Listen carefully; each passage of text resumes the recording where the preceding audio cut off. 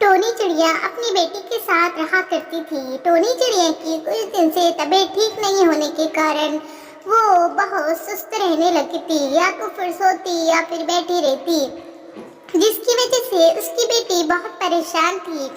बेटी, मम्मा मुझे कुछ खाने के लिए ला दो, मुझे बहुत भूख लगी है। हाँ बेटा, मुझसे चला तो नहीं जा रहा है, लेकिन तुम रो मत, मैं तुम्हारे लिए कुछ खाने के लिए लाती हूँ। चाहे मुझे दूर भी जाना पड़े तो मैं तुम्हारे लिए जाऊंगी और खाने के लिए लाऊंगी। हमारे घर की छत भी टूट चुकी है, उसे भी दुरुस्त करना है। टोनी चिड़िया बेटी को खामोश कराती है और वहाँ से बेटी के लिए खाना ढूंढने के लिए निकल जाती है। वो बहुत दूर तक आती है, उससे चलना भी नहीं होता, उड़ना भी नहीं होता, फिर भी बेटी के लिए खाना ढूंढ के अपने घर वापस चली जाती है। उसे घर आने में बहुत टाइम लगता है, जिसकी वजह से उसका घर दुरुस्त नहीं हो पाता। लो बेटा, जल्दी से खाना खा लो और फिर जल्दी से सो जाते हैं, क्योंकि कल मुझे अपनी घर की छत दुरुस्त कराना है। मैंने सुना है कि इस साल बारिश बहुत ज्यादा होगी और हमारी घर की छत बराबर नहीं है, इसलिए हमें उसे अर्जेंट में दुरुस्त कराना पड़ेगा।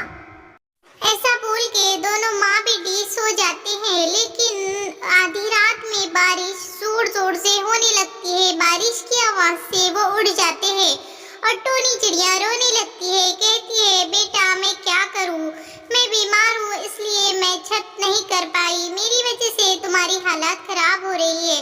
चलो हम मिनी माउसी के यहाँ जाते हैं और उससे मदद मांगते हैं। मिनी माउसी दरवाजा खोलिए, हम पानी में भीग रहे हैं। मिनी माउसी, हमें आपके घर के अंदर आने दे प्लीज। मिनी माउसी, कौन है भाई, इस वक्त हमें परेशान क्यों कर रहे हो? चले जाओ। टोनी, तुम्हें अब अकल आई है क्या? जब से तुम क्या कर रही थी, जब से तुमने घर क्यों नहीं बनाया, अब दूसरों के घर में ताक झांक कर रही हो। मिनी माउसी, मेरी तबीयत ठीक नहीं थी, इसलिए मैंने अपने घर की छत दुरुस्त नहीं की। मेरी बेटी पानी में भीग रही है, प्लीज दरवाजा खोलिए।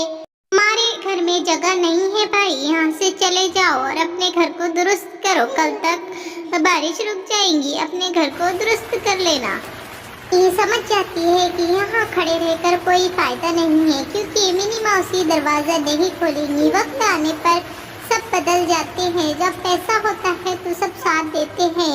टोनी चिड़िया के समझ में आ जाता है और अपनी बेटी को लेकर उस घर में आ जाती है और एक कोने में खड़े होकर दोनों माँ बेटी बारिश रुकने का इंतजार करते हैं।